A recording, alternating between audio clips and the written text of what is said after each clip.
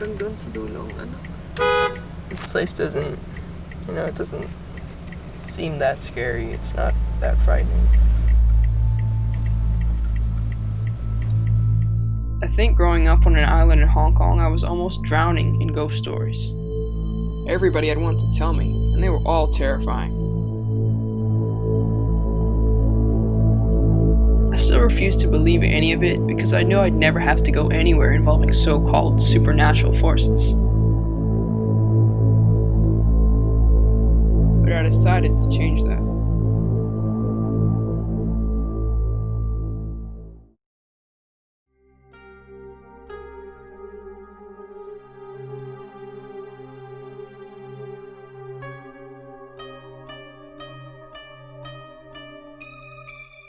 Supernatural occurrences in Chinese culture are actually very regular, and there's a ghost festival once a year.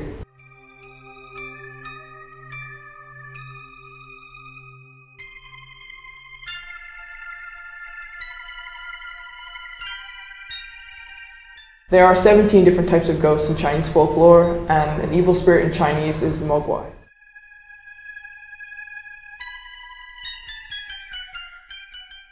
Most people tend to stumble upon these supernatural occurrences by accident, but I'm going to try and stumble upon one on purpose.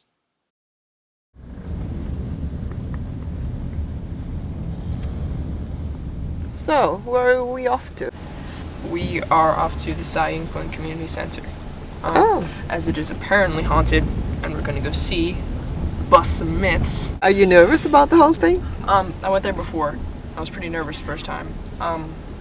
But it's not that bad. I mean, the people are nice. It's just the place that gives you the creeps. Once abandoned in the 1970s, the Sai Ying Pun complex is a historic building in Shengwan that has been everything from a staff quarters to a mental hospital to a community center. Somewhere along the mental patients and 2 building fires, the complex also became a ghost house.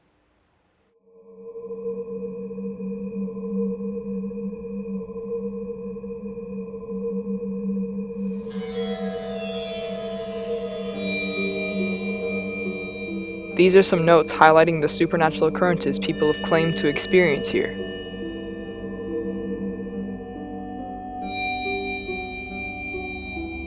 But all I experienced was nothing.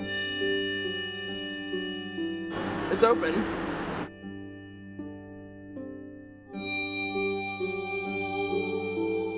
Though it was a great view, after hearing and seeing nothing out of the ordinary, it was time for me to explore the non-existence of the supernatural world through 2 basic explanations. So, collective hallucination is basically when people are put in a situation where they panic and they think they heard something or think they see something, but they're hallucinating. The placebo effect is when you think of something so much that your mind creates a sort of mental image of it and it happens to you. Could mind tricks really be behind the countless ghostly confessions? Still in search for answers, I sat down with a few first-hand believers for a quick chat. I've had lots of experiences. A ghost followed me home. And I feel this tickling feeling on my foot and I'm just kicking it away. Sometimes I feel somebody walking. I felt somebody grab my foot and then they dragged me to the bottom of my bed. Every night that ghost lies on top of me. And then I said, "Dad, did you see that?" That's when my dad said. And most of them, I believe, happened. I do really believe that, there are really spirits around, supernatural, and you can feel them. I had a personal experience, So sometimes it's real. I think sometimes it's not. I believe in the supernatural. There's nothing that I can explain away. So I think it is real. I think it's real. Although I think that a lot of the stories that people tell, they believe are real, but they're not. There is an excuse. There is an explanation for it.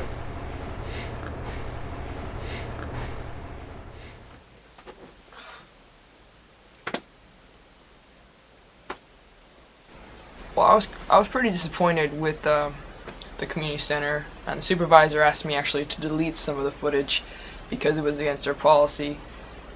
So I decided to look at Naca Terrace, which is probably one of the most renowned haunted places in Hong Kong. It's in Wan Chai, and it used to be a comfort house during the Japanese War, where many women were actually tortured and killed inside. The experiences that people have had at Naca Terrace are apparently so terrifying that the entire place has been sealed off and locked away and is constantly surrounded by CCTV cameras. Apparently 3 teens went insane after visiting, and one actually had to be institutionalized. So I decided to go. Now made private property, Naca Terrace was once a comfort house during the Japanese occupation of Hong Kong, where countless women were tortured and killed mercilessly. Upon arriving at the location, there was a very disturbing change of atmosphere.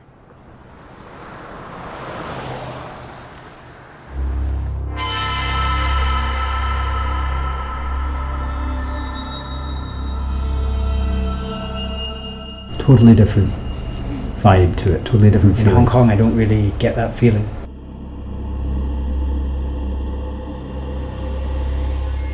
The place sort of looks creepy and haunted because it looks like something out of, well, it is something out of the past.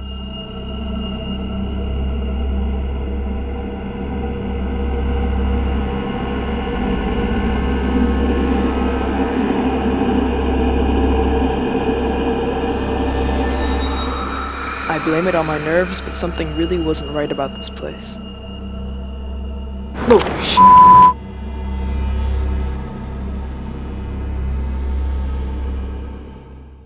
As I was leaving, I thought I heard the sound of a fire over the wall, but I couldn't pick it up over my microphone. As a non-believer, I can't really justify what it was, but what I do know is that I was completely alone.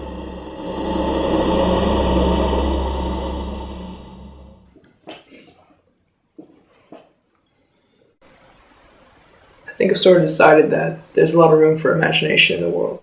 There's always going to be non-believers, also always going to be believers, people who actually have had that physical experience themselves. Are ghosts real?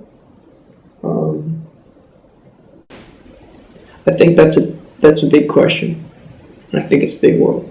I think there are some questions that are better left unanswered, and I think this is one of them. So